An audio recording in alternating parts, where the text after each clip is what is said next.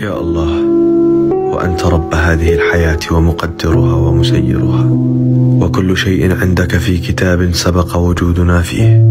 نسألك في كل أمر أن تضيء لنا الطرقات بنورك الذي يبدد الظلمات، وأن تختار لنا ولا تخيرنا، فخيرتك الحكيمة هي مطلبنا ومرادنا، فإنك تعلم ولا نعلم. ورحمة الله وبركاته.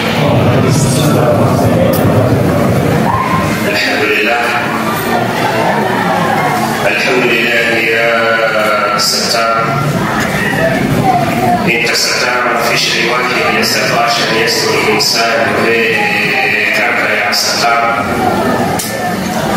انت ستار وسترت بسترك وسترك في سترتك يا ستار. والصلاة والسلام على حبيبنا المصطفى محمد وعلى آله وأصحابه وسلم وبعد. شباب الإسلام ويا شيوخ المسلمين، جنوات الإسلام pamoja na wazee wa Kiislamu, dada na mama, kwanza kanisani kwa sauti na mafua na kikohoa, lakini kwa uwezo wake Allah tutajitahidi kufikisha kadri ya kile ambacho tumetujalia. Nitakumbushana kuna muda huu mchache wa mapumziko ya tarawih. Zawadi yangu naielekeza katika Ayatul Kursi. Ndio zawadi nataka niache katika msikiti huu kwa sasa. Ayatul Kursi. Fadhila ya aya hii, utukufu wa aya hii, baada ya isti'adha wal basmala. الله لا إله إلا هو الحي القيوم لا تأخذه سنة ولا نوم له ما في السماوات وما في الأرض من ذا الذي يشفع عنده إلا بإذنه يعلم ما بين أيديهم وما خلفهم ولا يحيطون بشيء من علمه إلا بما شاء وسع كرسيه السماوات والأرض ولا يؤوده حفظهما وهو العلي العظيم. هي آية ni Ayatul Kursi. Aya hii yapatikana katika suratul Baqara ayati 255. Aya hii waja wa Allah ni aya ambayo inazo herufi 170.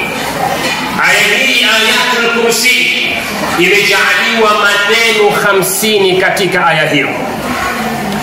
Ayatul Kursi ni aya ambayo ndugu zangu watukufu wa Kiislamu, Mwenyezi Mungu Subhanahu wa Ta'ala ameijalia kuwa ni ngao ya kumlinda mja wake na kila aina ya shari bin Adam pamoja na majini.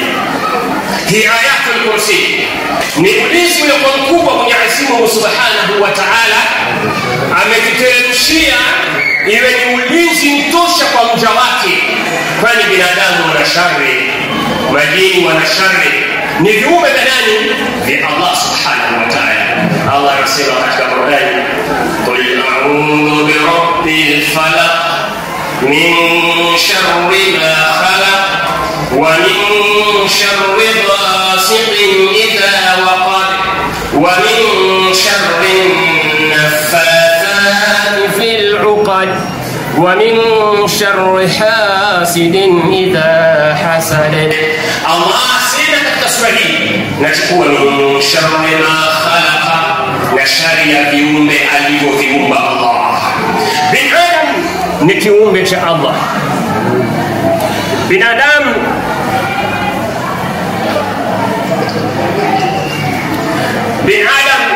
نكيوم بشاء الله سبحانه وتعالى.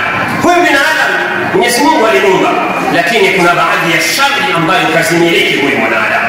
Ndio utakuta chuki, husda, fitna, mitihani ni yeye yuko nayo kwa nini fulani kaendelea, kwa nini fulani anakula vizuri, kwa nini fulani amependeza, kwa nini na kwa nini na kwa nini na kwa nini, hadi anafika mpaka wakati wa usingizi ni kwa nini, analala ndoto yake ni kwa nini, maisha yake yote ni kwa nini, mpaka mtu anakosa hata na afya ya kunenepa kwa sababu ya kufikiria maisha ya mwingine. Huyu ni binadamu. Ndio Mungu anasema min sharri ma khalaqa, na shari ya viumbe alivyoviumba. Huyu ni binadamu anayeshari. Jini ni katika kiumbe cha Allah subhanahu wa ta'ala. Huyo jini naye pia ana shari zake, wao kwa wao, wao kwa binadamu. Na hasa ukiangalia dada zetu, mama zetu wanapata mitihani kama hii, utawakuta hata katika manyumba ya rukia, utawakuta asilimia ni wao ndio wameenda kuombea. Nini? Kwa sababu wamekiachilia ovyo, wameenda kinyume na amri ya Mwenyezi Mungu Subhanahu wa Ta'ala. Huyu ni ulinzi ambao Mwenyezi Mungu Subhanahu wa Ta'ala ameweza kutuwekea ndani yake, ambayo ni Ayatul Kursi kama tutakavyoona kwa uwezo wake Subhanahu wa Ta'ala. Wewe Muislamu, jini huyu naye ni kiumbe cha Allah, lakini ana matatizo yake, ana shari zake, ana mitihani yake.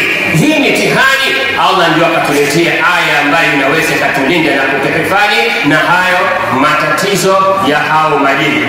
Uislamu, jini wana tabaka tatu, binadamu wana tabaka tatu. Jini kuna jini mu'min, katika binadamu kuna binadamu mu'min, katika jini kuna jini munafik na binadamu munafik, na jini kafir na binadamu kafir. Hizi ni tabaka zinapatikana katika hivyo viumbe vya Allah subhanahu wa ta'ala. Jini mu'min hawezi hata sekonda kumwingia mwanadamu kuweza kumfanyia maudha. Huyu ni ulinzi ambao Mwenyezi Mungu Subhanahu wa Ta'ala ameweza kutuwekea ndani yake, ambayo ni Ayatul Kursi kama tutakavyoona kwa uwezo wake Subhanahu wa Ta'ala. Wewe Muislamu, jini huyu naye ni kiumbe cha Allah, lakini ana matatizo yake, ana shari zake, ana mitihani yake. Hii mitihani Allah ndio akatuletea aya ambayo inaweza kutulinda na kutuhifadhi na hayo matatizo ya hao majini. Uislamu, jini wana tabaka tatu, binadamu wana tabaka tatu. Jini kuna jini mu'min, katika binadamu kuna binadamu mu'min, katika jini kuna jini munafik na binadamu munafik, na jini kafir na binadamu kafir.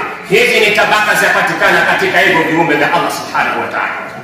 Jini mu'min hawezi hata sekonda kumwingia mwanadamu kuweza kumfanyia maudha. Jini mu'min hawezi akamtesa mwanadamu hata kwa dakika. Kwa nini? Anaelewa ya kwamba mimi kilichonileta hapa duniani si kwa sababu ya kuanza kumchezea huyu na kumwangaisha huyu mwanadamu, kwa sababu Allah anasema wama khalaqtul jinna wal insa illa liya'budun. Hakuumbiwa jini na binadamu kwa sababu ya kuja kuchukiana sana, kula sana, kuzaa sana, kutembea sana, kustarehe sana, kustarehe sana. La, lengo la Allah ni kuja kama jinsi tumekusanyika hapa, tumeacha kila kitu, tumekuja kumwitika Allah. Labbaika ya Allah, tunakuitika Mwenyezi Mungu Subhanahu wa Ta'ala. Ndio malengo ya Allah. Tutoe sadaka kwa wingi, tusali kwa wingi, tufanye somo kwa wingi. Ndio malengo Mwenyezi Mungu kutupatia katika dunia hii. Sasa na jini mu'min anaelewa ya kwamba mimi nimeletwa duniani kwa sababu ya kumwabudu Allah na kuitafuta pepo yake, sio malengo ya mimi kuweza kumwingia mwanadamu na kumtesa. Na binadamu mu'min hakiki, mwanadamu ambaye ni muumini wa kweli kabisa, hauwezi ukamuona na yeye anakuwa na roho ya chuki na roho ya husda na roho ya matatizo baina yeye na yeye. Utamuona ni mtu ambaye anatamani wenzake wawe na furaha, wawe na amani. Akiona wenzake wanaendelea anasema alhamdulillah, ya Rabbi jalia waendelee na mimi nipe kama ulivyowapa. Anaendelea na ombea. Muumini hadigi, utamuona hata yeye mwenyewe amekaa peke yake binafsi, kwa siri anaanza kuombea dua, ya Rabbi mtizame fulani, ya Rabbi mnusuru fulani, ya Rabbi muongoze fulani. Hawa ndio muumini hakikia ambao wanaitakiki katika ulimwengu. Hizi ni tabaka moja. Jini muumini hakikia na binadamu muumini hakikia utawakuta katika hali. Lakini jini munafiki, ndio unasikia dada, mama, mimi na jini Muislamu, kama si swali ananipiga, kama sijitangia na naajisha mbele ya watu. Huyo sio jini mu'min, wala sio jini mu'min. Mu'min hana hiyo tabia, huyo ni jini munafiki. Aja kwa sura njema, aja kwa sura nzuri, ya kukonesha kama wewe unaswali, unatoa sadaka, amri ya kusema sadaka kila siku Alhamisi, Ijumaa, unatoa amri, unakuwa wewe anakupeleka taratibu moja, unatoka katika tauhidi, unakuwa hauswali tena kwa ajili ya Allah, unaswali kwa ajili ya nani? Ya huyo jini. Haujitandii tena kwa ajili ya Allah, unajitandia kwa ajili ya nani? Ya huyo jini. Amekutoa katika imani, kaja na sura nzuri, lakini katika nafsi yake kuna mabaya. Na ndivyo bin Adam munafiki, aja na sura nzuri yenye kupendeza, lakini ndani ya nyoyo yake ana roho chafu kama ya Abu Jahal. Allah tuepushe na sifa kama hizo. Bin Adam munafiki, nabii na jini munafiki ndio wenye sifa kama hizo. Sasa jini wa mwisho ni jini kafir. Jini kafir yeye ndio balaa, anataka kabisa akutoe kabisa katika imani. Ndio unasikia nenda makaburini, nenda sijui yapi nini, utoke kabisa katika imani. Kwa hivyo Islam Allah ameumba na ametengeneza na akaweka utaratibu ndani yake. Mtume sallallahu alayhi wasallam anasema katika baadhi ya kwamba thabata anna nabii sallallahu alayhi wasallam yathibitisha ya kuwa Nabii Muhammad sallallahu alayhi wasallam ya kuwa man qaraa ayatul kursi duburan min kulli salat ma yamna'uhu min dukhuli ila aljanna, ma yamna'uhu min dukhuli min aljanna ila al-maut. Mtume anasema hakuna kitakachomziwia mwanadamu yote yule kuingia katika pepo anayesoma hii ayatul kursi kila muda wa swala zile za faradhi. Swala ya subuh memaliza, unasoma walau mara, maratain, 3 marat, 4, yakfi, hata mara moja inatosha. Allahu la ilaha illa huwa al-hayyul qayyum, mpaka mwisho yatosha. Salatu dhuhuri na yenyewe hivyo hivyo, unasoma mara moja, al-asri mara moja, maghrib mara moja, isha mara moja, ukadumu katika maisha kama hayo. Mtume anasema hakuna kitakachokuzuia wewe kuingia katika pepo ya Allah ila mauti. Kwa nini ila mauti? Kwa sababu hatuwezi tukatambuka kwenda peponi kabla tujaingia kwenye marhala gani ya kifo. Kwanza tuingie kwenye marhala ya kifo, alafu baadaye ndipo peponi ima motoni. Allah tuepushe na moto na tujalie pepo ya Firdaus. Uislamu, angalia chance Allah anakupa kusoma ayatul kursi kwa kila swala ni dakika ngapi? Lakini salamu hao watu wanakimbia kana kwamba kuna muwasho, mtu anawasha. Umepewa dhamana ayatul kursi, ni wangapi kati yetu wanaifanya jambo kama hilo? Ambayo ina thamani na ina umuhimu ile kwa mkubwa. Kila baada ya swala unaposwali wewe umepewa dhamana ya kuipata pepo ya Allah subhanahu wa ta'ala. Waislamu, kati yetu hapa kuna mtu asiyotaka pepo? Yuko Waislamu? Hakuna. Maadamu hakuna, basi yeye fursa dhahabia umeipata wewe. Ayatul kursi soma kila baada ya swala, basi ni nafasi umeipata pepo ya Allah subhanahu wa ta'ala. Hakuna kukuzuia ila nini? Ila mauti. Ay ayatu a'zam min al-Qur'an. Mtume sallallahu alayhi wasallam anauliza masahaba, anawaambia ni ipi aya bora katika miongoni mwa Qur'an? Qur'ani yote tunajua ni bora na ni nzuri, lakini inabishia nini? Daraja.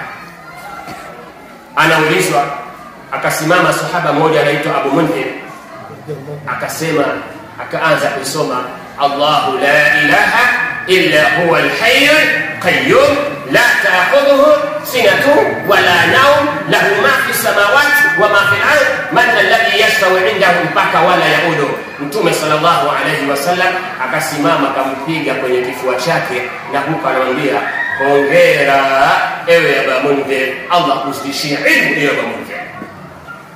Aya hii ndio aya bora kuliko aya zote za Qur'an. Aya hii Uislamu ni aya imekusanya tauhidi, kumpwekesha Allah. Aya hii wajua Allah ni aya imekusanya sifa zake zote za Allah, ukamilifu wake wote wa Allah, kwamba yeye amekamilika 100%. aya hii imekusanya nguvu zake, ulinzi wake, cheo chake, utukufu wake, wote umekusanyika ndani ya hiyo aya. Namalizia ndani ya mwezi mtukufu wa Ramadhani katika zama za Mtume Muhammad sallallahu alayhi wasallam. Mtume sallallahu alayhi wasallam anampa dhamana kubwa Abu Huraira radhiyallahu anhu kwamba nenda utachukua nafasi ya kuichunga zakatul fitr. Abu Huraira anapewa kazi ya kuichunga zakatul fitr ya ummati Muhammad sallallahu alayhi wasallam. Abu Huraira inakusanywa anaichunga. Ilipofika nyakati za usiku kwenye masaa sita ya usiku za manane, anasikia haraka katika kile chumba ambacho kimehifadhiwa zaka ya umma wa Muhammad sallallahu alaihi wasallam. Abu Huraira akaenda taratibu, kafika akamkuta kuna mtu yuko ndani ataka kuiba. Akamkamata. Akamwambia, ya halali, atiridi antasriqa amwali muslimin. Wewe mwizi, wewe jambazi, wataka kuiba mali ya umma, uniletee matatizo mimi, mashakili mimi katika umma, na kupeleka kwa Mtume Muhammad. Yule haramu mwizi yule kama kawaida akajishusha, akaanza samihni Abu Huraira, nisamehe Abu Huraira, reali na familia, umasikini, njaa, kadha. Kwambia njaa yako ndio kutumia wewe, umasikini wako ndio kutumia uchukue kitu usiotoa haki yako, twaenda kwa Mtume Muhammad. Kabembeleza mpaka Abu Huraira akapata nini? Kawa na huruma, akamsamehe. Kwambia lakini usirudi tena. Akasema sitarudi tena Abu Huraira. Yule haramu akaondoka zake. Abu Huraira akaenda kupumzika. Allahu akbar, Allahu akbar, hayya ala salah. Sala jioni kwenye sala alfajiri imetimia. Abu Huraira anakwenda kuswali kwa Mtume Muhammad sallallahu alaihi wasallam. Baada ya swala aonana na Mtume Muhammad sallallahu alaihi wasallam. Mtume anamuuliza, ma faala asira kalbariha, yule mwizi uliokamata jana ulifanya nini? Abu Huraira anamtazama Mtume sallallahu alaihi wasallam, akushtuka sana kwa sababu anaelewa huyu ateremshiwa wahi, hapewa habari.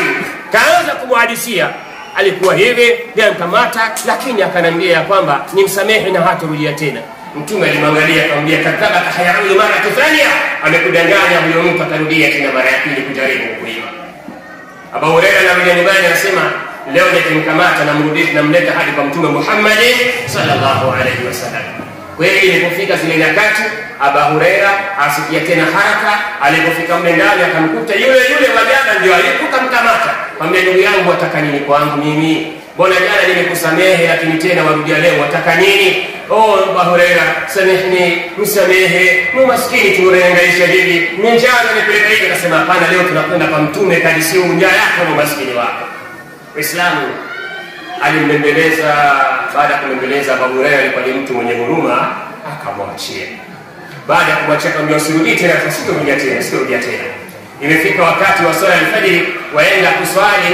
Baada ya kuswali, Mtume sallallahu alaihi wasallam anamuuliza tena, unasemaje mgeni wako, vipi alikutembelea? Akasema, naam, amekuja ya Rasulullah, nikataka kumleta kwako, akaniomba msamaha nami nikamhurumia. Sasa ndivyo ilivyokuwa. Mtume akamwambia, kadhabaka hayaudu mara thalitha, amekudanganya mtu huyo, atarudia tena mara ya tatu kujaribu kuiba.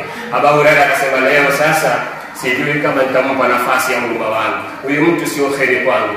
Kaenda akabaki na mchunga kwa hamu kubwa, leo mimi na yeye. Hapo Waislamu alipofika kambana, kamwambia, leo sihitaji msamaha wala maneno yako, yote utakwenda kuyasema mbele ya Mtume Muhammad. Kamchukua, iko naomba msamaha, akasema leo twende. Jamaa yule alipoona kwamba leo Abu Huraira hataki mchezo, huyu kweli atanipeleka kwa nani? Kwa Mtume Muhammad sallallahu alaihi wasallam, takwenda kudhalilika kule. Akamwambia, sasa sikiliza bwana, tupatane Abu Huraira, nikikufundisha maneno atakayekuwa na faida kwako utaniacha? Kamtizama kwanza, akacheka, akamwambia, wewe mwizi, jambazi, umenijaribu kuniiba siku 3, utanifundisha nini sahaba wa Mtume? Wataka kunifundisha wizi, utakufundisha nini? Acha mambo yako, twende kwa Mtume Muhammad.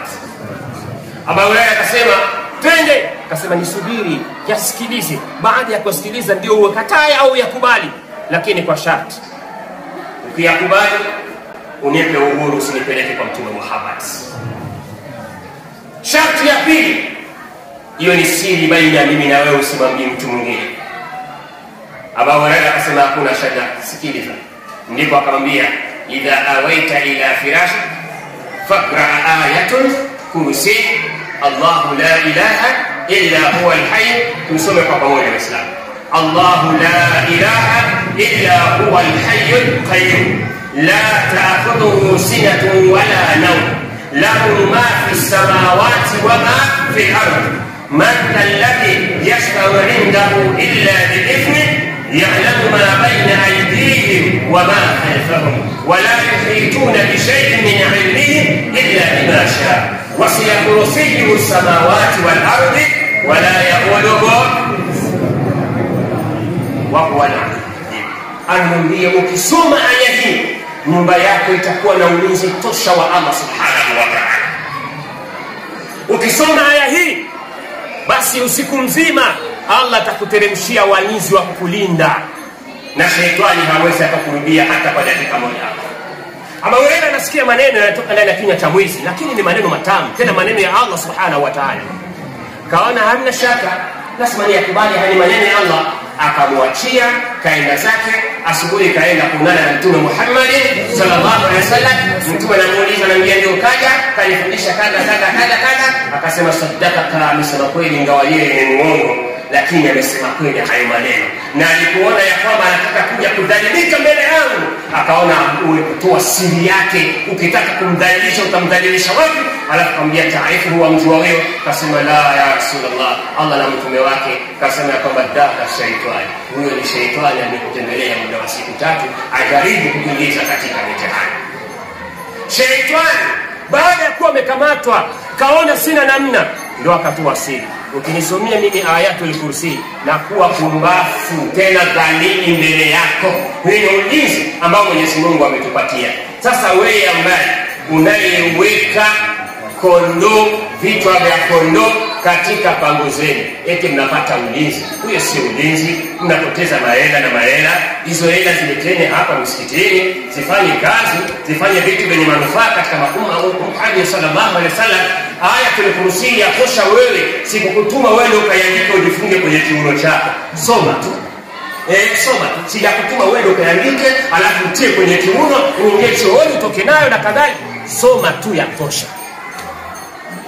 Ni mengi lakini naona muda ndio hiyo unatukimbia. Inshallah Allah akitujalia, inikana umri bakia, ikiwa umri huko tutakuja kuendelea kuonana na nyinyi kwa uwezo wake Allah subhanahu wa ta'ala katika siku ambazo nimepangiwa hapa, ili tukumbushane maneno ya Allah subhanahu wa ta'ala. Nikimalizia tu kwanza, kabla hatujaomba kile ambacho tumejaliwa katika siku leo, na malizia nasema kwamba Uislamu, kwamba ayatul kursi ni zawadi na waachia. Nendeni mkaisome, jifundisheni. Wa mama wa dada, someni ayatul kursi, utakuwa na ulinzi mkubwa na utaepukana na hayo mambo ya kishetani kila dakika. Maustadhi, wafundisheni watoto wanafunzi ayatul kursi katika madrasa. Hakuna nyingine, na usimfundishi kama Mungu, hapana. Mfundishi na ayatul kursi كتاب سبق وجودنا فيه. نسألك في كل أمر أن تضلنا الطرقات بنورك الذي يجدد الظلمات، وأن تختار لنا ولا تخيرنا خيرتك الحكيم يا رب العالمين.